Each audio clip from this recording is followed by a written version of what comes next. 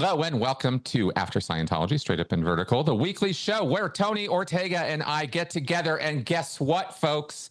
Today, you are blessed with being here for the 100th episode of us getting together to talk about the world of Scientology, as reported on Tony's Substack. Hey, Tony, welcome back to the show. And it just gets weirder and weirder, right, Chris? It just does. Every week. And starting with a report you had on Scientology, this time looking to consume Easter in Clearwater. What was the story here? Well, we know what a big deal Scientology makes of Christmas every year, which is so ironic because L. Ron Hubbard can be heard on tape saying there was no Christ.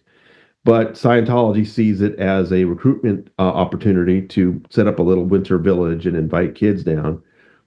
I guess less well known is that they also try something similar with Easter, and they have a giant egg hunt in Clearwater, which again is one of these just sort of ironic things the Church of Scientology would trying to take advantage of another group's traditions. Yeah. But what I found interesting, there was this was a particular post from somebody who had talked about some success they were having, inviting the local community to various events in Tampa and Orlando, and bragging that they were getting good attendance and they were actually getting some people to buy books and sign up for courses.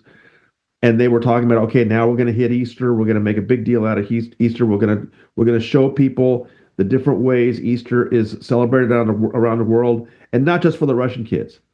And I thought that was a really odd kind of a sort of a side that, they kind of have to, they know that people are going to, or assume there's going to be a lot to be about what's going on in the Russian community. Well, I looked it up, and there is about a 1.2% Russian population in the Tampa area, which is fairly high. But what it immediately evoked for me is what we've heard about Russian Scientologists, Russian people being lured to the Flag Land Base. That's right. To become these indentured servants in the Sea Org and have their passport taken away.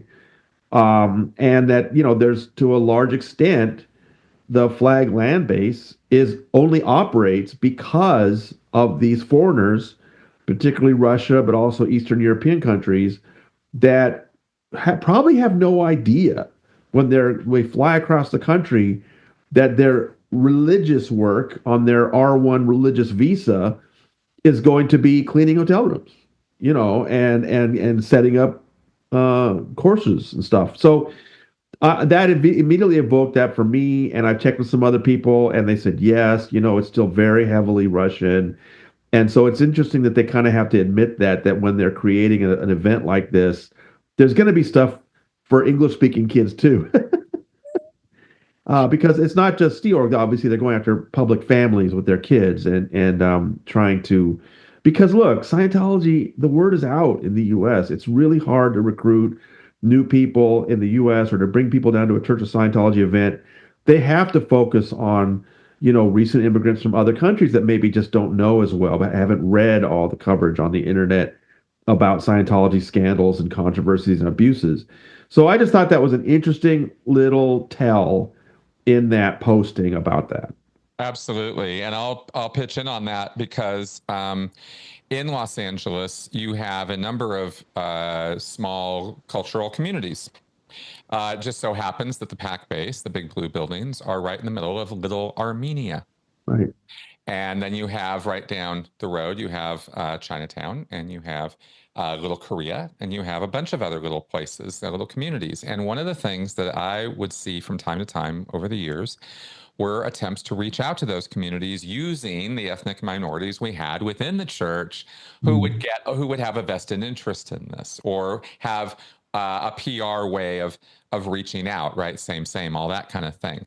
And I wonder if there hasn't been enough Eastern European migration over into Flag that there's an internal push to reach out to, the Russian community there. If it is 1.2, that's a lot. And maybe there's, again, exactly as you said, here's a community of people who probably aren't as plugged in on what Scientology is. And if Russian nationals are contacting them saying, this is the deal, you want to get hooked up with this, there's another avenue of some rubles for the church, right? And there we go. So just wanted to throw that out, and let's and we can be cynical. We can afford to be on this because in that same report was let's get all the numbers, how many books, how many this, how many that. It's always broken down to a statistical reality of numbers. This is not about contacting people and making good inroads into communities. It's about numbers, and if you don't have those numbers, you have failed as a Scientologist. So that was also part of the reporting I wanted to highlight. What Easter? I mean, you'd think of all the holidays Scientology would try to really capitalize on, it would be Halloween. Good point. All right. Now, this next one, oh, are we going to have something to say about this one? So, this involves crime and prosecution of Scientologists with connections that go back to. Anyway, let's talk. Yeah. What? Well, we're always interested in criminal prosecution of Scientologists, Yep. and we try to keep an eye on several that are going on around the country. But this one came out of nowhere. I was unaware that it was happening. I got a tip from somebody that, hey, this Scientologist was just sentenced. I hadn't heard it was going on. Folks, if you want me to cover somebody's case, you got to let me know what's happening. I'm not there in the scene, but I very quickly was able to download the court documents on this case and learn what was going on. Jim Thompson, a Scientologist, was sentenced on March 13th, on Warren Hubbard's birthday, to 25 years in prison for kidnapping and sexual assault. And basically, the case was that he took home a woman from a nightclub. She passed out. He took her to a hotel and admitted to police later that he did some things with her when she was unconscious in the hotel room. So it went through a trial that ended up in a hung jury, and then they had a second trial, and that was a conviction. And now he's going to prison. And it's, of course, it's always interesting to us that a Scientologist is involved in a case like that. But what made it so much more interesting was I started learning about this guy's family, and it's a really involved, well-known group of Scientologists that that are his family. His father-in-law, for example, was a very well-known member of WISE, Bill Johannesson. Very, very well-known. He's actually showed up in the underground bunker before for something. And his own parent, they're all OTs. All these folks around him, in-laws, his parents, and everything. But the one who took the cake, Jim Thompson's mother, happens to be none other than Devin Campbell Newman. Devin Newman, this is one of those great stories we'll never forget. It was 2013. I still remember Mark Headley calling me up, dude, you got to cover this story. It was national news. Most of the stories didn't mention that it had anything to do with Scientology, but Devin Newman, who was 67 at the time, was arrested along with a man who was more like 47 or 48. And they were accused of being sovereign citizens who had been hatching a plan.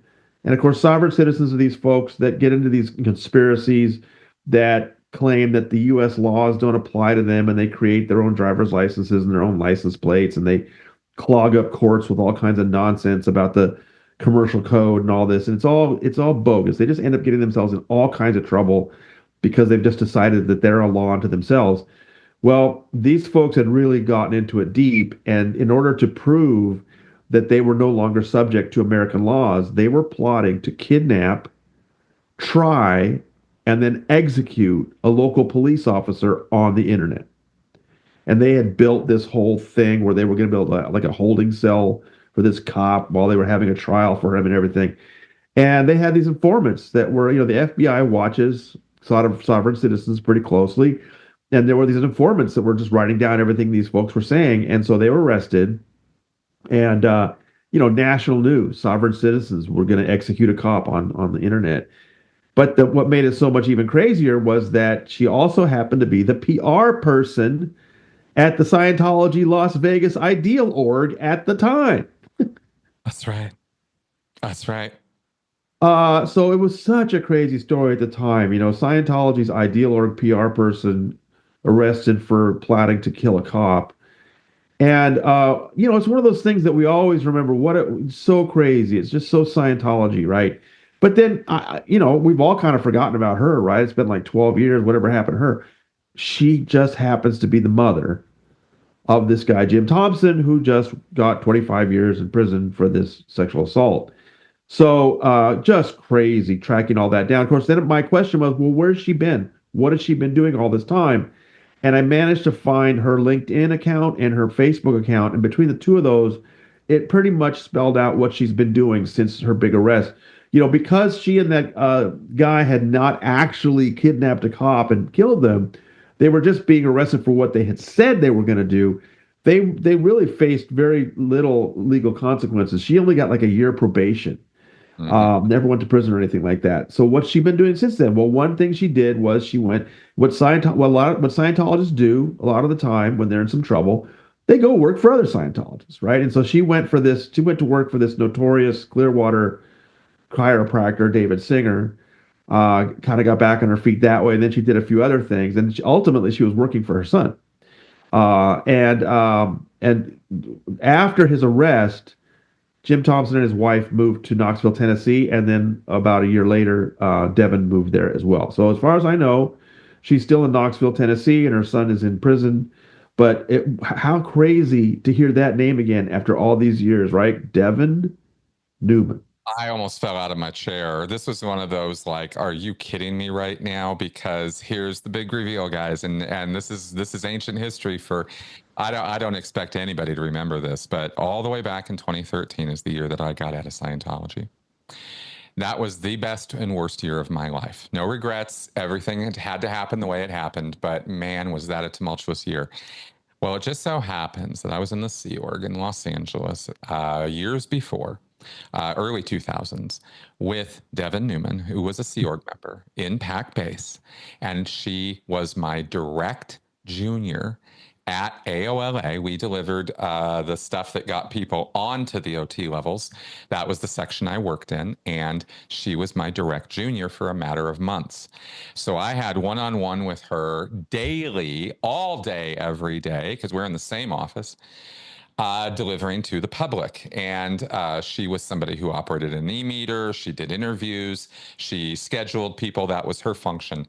She was a little nutty, and even in the Sea Org, and I'm just going to say that because even in the Sea Org environment, where you can credibly say we are all a little nutty, she stood out. She was difficult. She was, what's the word? She always had another better way of doing anything. And you know how that grates when there's just regular things to do and you just want to do them. And here's somebody always got something to say. So she was difficult to deal with, but we managed. And I left the Sea Org many years later. She left the Sea Org way before I did. And I lost track. No idea what happened to her until 2013 when she's a sovereign citizen trying to plot to kill a cop. I again fall out of my chair then. What? Yeah. And this is when I am in my first year. I am angst filled. I am rage filled at Scientology in 2013. I am a much calmer version of myself now. So imagine my surprise and desire to dish. I wanted Tony to get all of this, or I wanted him to know who this woman was and that she was absolutely Sea Org and that she had held a post and that she ran an e-meter and she knew her way around this stuff and that she was not just some casual Scientologist just recruited in Los Angeles and given some little post. She had been around. In order to do that, I had to talk about her and my relationship, and I was still being Mr. Anonymous. I had not yet come out. I didn't come out under my own name until 2014. So that whole year, I'm trying to stay under the radar. I dished to Tony. To his credit, Tony says, "Are you sure you want to post this?" And I'm like, "Fuck yeah, do it." Turns out months later, when Scientology meets with me, they let me know. That's when they figured out who I was. Again, I have zero regrets about that. It's just funny history to me now. But to see her still crawling around, still getting into trouble, her progeny getting into trouble, zero surprise. This woman has been trouble from day one. Even in the Scientology world, she was trouble. So no surprise that this has all happened the way it has. But what a story! What a story! You know, to just Crazy. have this woman keep coming into my life in this bizarro way. Anyway, Tony, thanks for all that great reporting and digging on that, because I know you had to dig up documents and files. And That was I'm fun. sorry you had to go on LinkedIn, by the way. Oh, what a hellscape that place is. So let's move on. There was another story, I think, out of Miami, Tampa, some Florida org with a recruiter video. Oh, What was yeah, that? it was Orlando. Oh, that's right.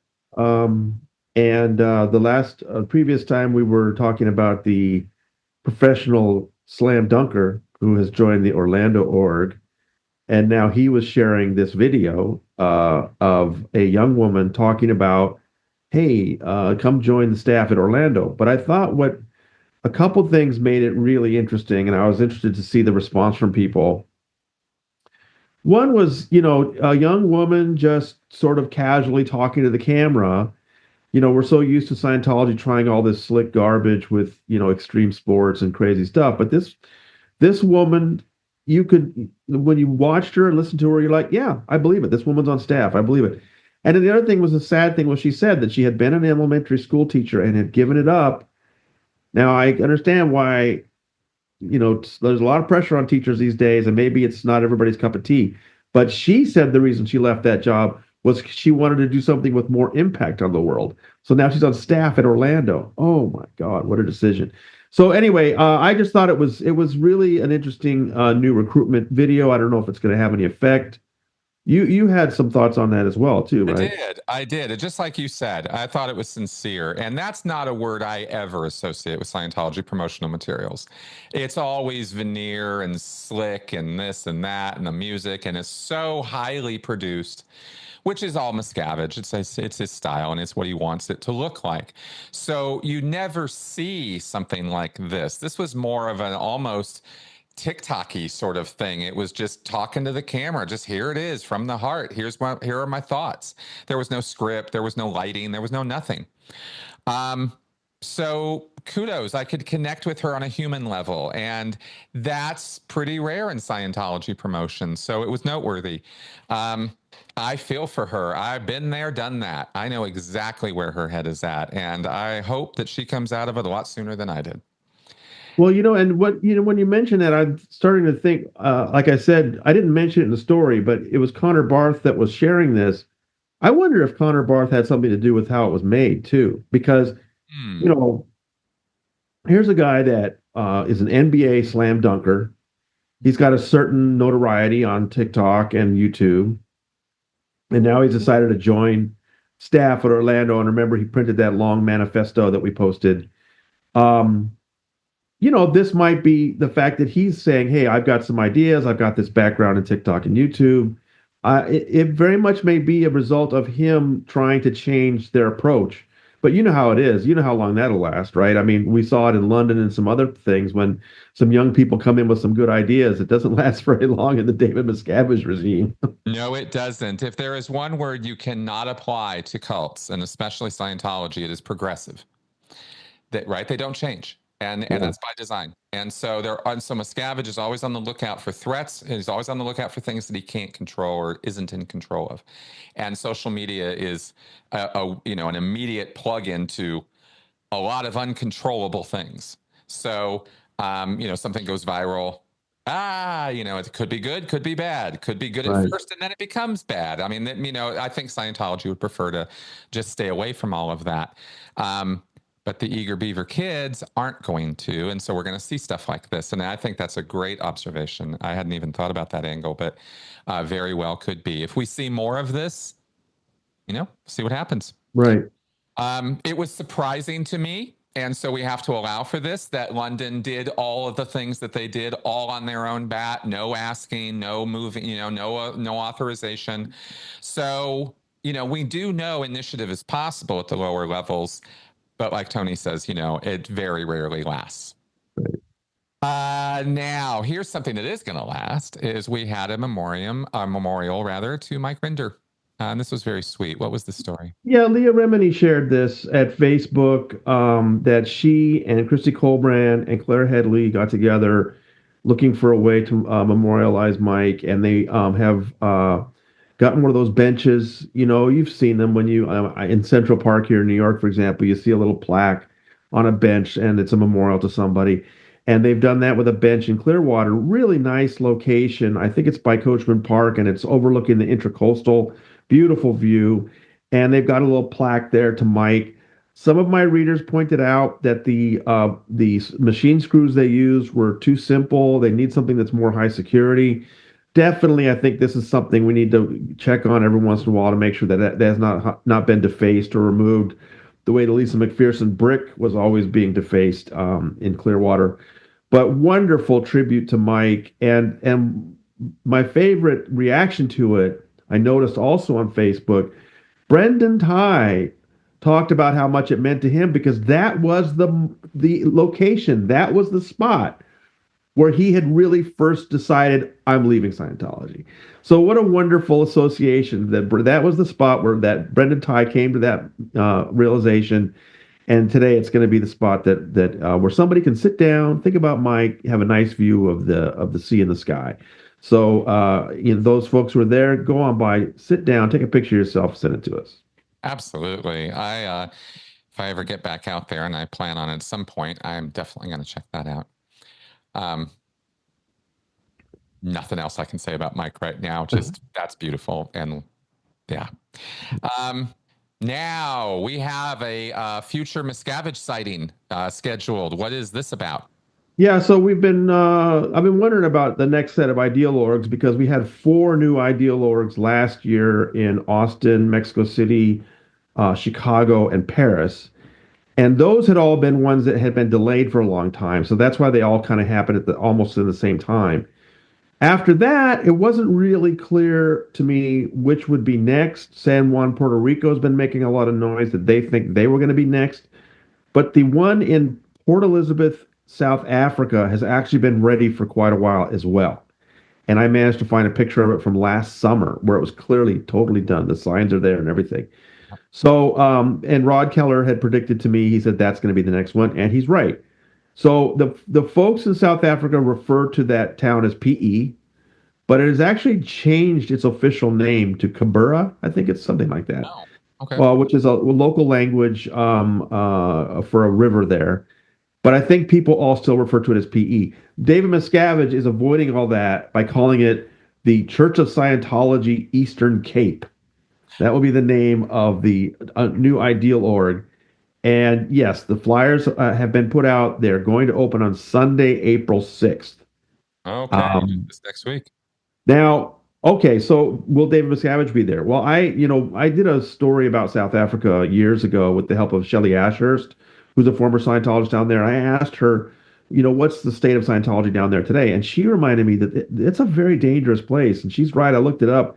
The cities of South Africa basically have the highest crime indexes in the whole world. Yeah. And this particular town is maybe the worst. I mean, it's just really not safe to walk around in that city. So, what's David Miscavige going to do? Shelley pointed out to me, of the 67 ideal orgs that exist today, one open and closed, of the 67 ideal orgs that are open today, Dave was personally at the grand opening to almost all of them. But one that he did not go to was Pretoria in South Africa. Ah, So yes, I have there, and then also there's the Paris one where I think he was concerned about his personal being arrested or something. yep. So he secretly went to the Paris Ideal Org a week or two early, taped a video of himself inside of it giving a Yep. speech, and then they played that the day of the grand opening, but Dave was not there. Right. So Scientology says differently. We don't believe them. So he may do something like that, where they fly him in quietly, have him do a speech inside that thing, and that don't want him there that day. Something like that. We'll be looking for that. That'll be this next Sunday. So we'll get the usual platitudes. But according to Shelley and some other people I've talked to, this is not opening in a place that's going to help Scientology at all. Nobody's going to take their lives in their hands to walk down to the ideal org. No, no, not at all. And I mean, Johannesburg isn't even making it, much less this place. So, no, we're not looking at Scientology expansion here. This is just another checkbox on the list of, orgs that needed to be converted over, and now it's been done. And of course, they finished the physical job. They've probably got a 24-hour, security team there keeping that building safe, honestly. And and so, yeah, the security concerns are real, but the expansion ideas are just delusional. Not to mention that South Africa is the last place in the world that's asking for Scientology. I mean, jeez. Talk about an accelerant onto a. Well, and it's historically, Hubbard loved South Africa. He was very supportive of the apartheid regime. At one point in 1965, he wrote a letter to the premier of South Africa and, talked about how supportive Scientology was and called Scientology a rightist organization. Yep. I mean, there's just no question that South Africa was very important to Hubbard, who was a supporter of apartheid. And so the Church of Scientology has a hard time abandoning a place like that if it was important to Ron, That's right. right? So even if it's not doing well, even if the last thing this Scientology really needs is an ideal org on the Eastern Cape, they're going to do it because, it's Ron's legacy. That's right. That's right. The odd thing that connects, that anchors Scientology there, as you just pointed out, is Ron's aspirations for owning his own country. It He sounds wanted insane. he wanted to try to become prime minister of Rhodesia in 1966 and got his butt kicked out of the country. That's right. Yeah. That's right. And he thought, as Mr. OT, he could just roll on in there, write a new constitution, which he literally put together on the plane flight. I mean, delusions of grandeur is the applicable statement here. Well, and going back to our previous story, I mean, Ron was a sovereign citizen before it was cool, right? I mean, Exactly. Yes. Yes. he created his own navy. He wanted to create his own country. He created his own Yes. laws. And what Absolutely. was their number one law? Never pay the IRS a penny, That's right? right. So all of the sovereign citizen goals today, Ron made happen, 50 years ago. That's a really good point. And let me, reminds me actually, I've done whole shows on this channel about sovereign citizens. So if y'all are curious, you can see those from few years back, but on my podcast. Okay, so South Africa. So we'll see what happens with Miscavige rolling down there. And I think you're absolutely right. I don't think he's going to I show think up. the smart money is that he's not going to be there that day, but he may, like I said, he may try to pull a fast one like he did in Paris Yep, and make it look like he's there. So we'll keep a close eye on that. that's right. Oh, let me ask you this, because this thought occurred to me too, is, probably the only thing that would really make him feel obligated to show up at all is wealthy donors down there who expect to have the handshake and the stage with him, right? I'm thinking with his calculus, maybe.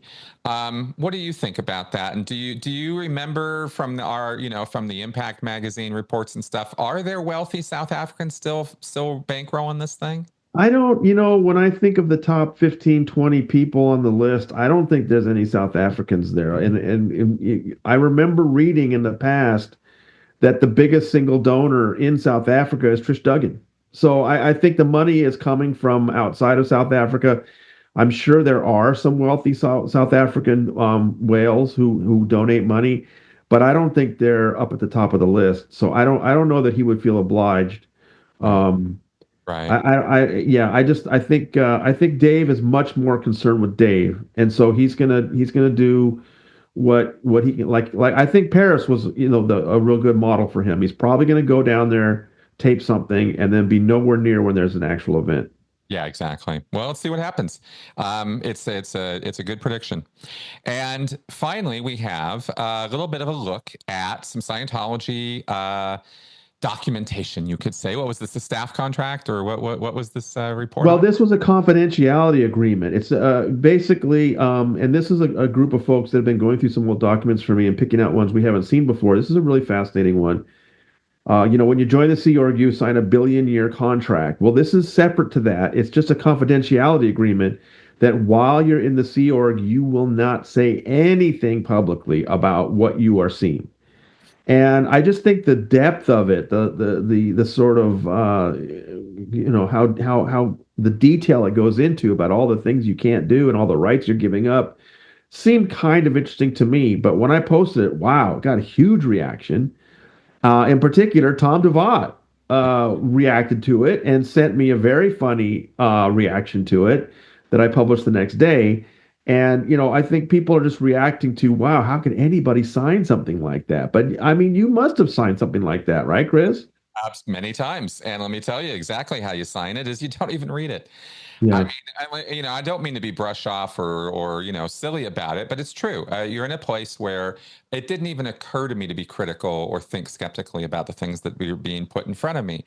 The way science, and in fact, this might be. Let me say this, and maybe people might find this interesting in terms of where people's heads are at when you're in this group. It doesn't just take a cult to do this, but this is pretty universal in cults. Is there's so much trust in the group and in the mission and the individuals that you're working with that you never even think. In fact, it would be kind of insulting. It would be kind of awkward. Oh, let me just sit and read this for a second. Whoa, what? Like it would be kind of, What's wrong with you? you have to be kind of that person Yeah. to do that. And that's just to have the right to read the damn thing in the situation. Also, another little tactic that is constantly going on in Scientology that contributes to this is now, now, now, now, now. Everything has to be now, now, now. Let's go, go, go, right? We have to get this out of the way for the legal requirements because some lawyer somewhere says we have to do this. But what we really want to do is get you on the post or get you on the job or do this or do that or get you in session. Come on, let's go, let's go. Let's get you the good stuff. Oh, all this paperwork. And that's Right. exactly how it was treated every time it came up when I experienced it, right? Staff and Sea Org. Yeah. So I can tell you, it is hilarious. Tom's breakdown was awesome. It is ridiculous. It is over the top, but we're paying a lot more attention to the language out here than the people inside the group, to be honest. So there you go on that one. Good stuff. So what are we looking at for this next week? Well, I'm still waiting for the slideshow from L. Ron Hubbard birthday. Come on, Dave, what's taking so Right. long? I really want to see that. And then this Ideal Org thing is coming up. And also, there should be some court documents coming in this week, I think. So it should be a good week. Cool, cool, cool. I have to say, by the way, and I wonder how much of what they're releasing now, slideshows, etc., from the event stuff, is being watched over, knowing you're going to be taking a magnifying glass to it, right? Yep. All the little things. I wonder. I wonder. Anyway, important. Okay. All right, folks. See you next week. Thanks, Tony. Bye bye.